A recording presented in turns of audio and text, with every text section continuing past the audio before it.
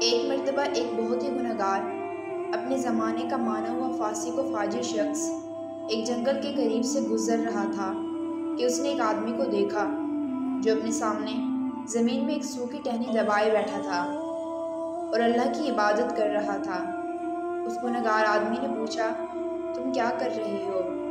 اس نیک اور پرہیزگار بندے نے بتایا کہ میں سالوں سے دنیا سے دور اس ویرانے میں اللہ کی عبادت کر رہا ہوں۔ جس دن میری عبادت قبول ہوگی اس دن یہ ٹہنی ہری ہو جائے گی۔ اس گنہگار کے دل میں نہ جانے کیا بات آئی، وہ بھی زمین میں ایک سوکھی ٹہنی دبا کر بیٹھ گیا اور پھر عبادت کرنے لگا۔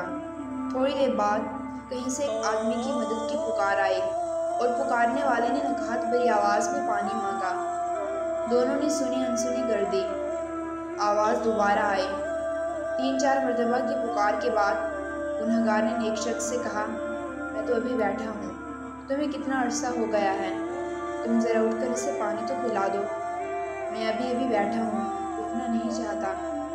اس نیک بندے نے گنہگار کو ڈانٹ کر کہا، میری عبادت میں خلل نہ ڈالو، میرا ارتکاز ٹوٹ جائے گا۔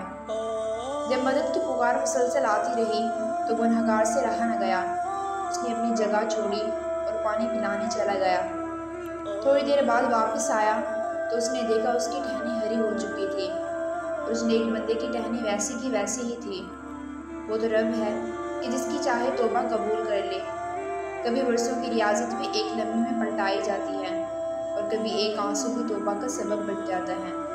حضرت محمد صلی اللہ علیہ وآلہ وسلم نے فرمایا ہے، جب ایک نوجوان توبہ کرتا ہے تو مشرق سے مغرب تک کے قبرستانوں میں سے 40 دن تک عذاب ہٹا لیا جاتا ہے۔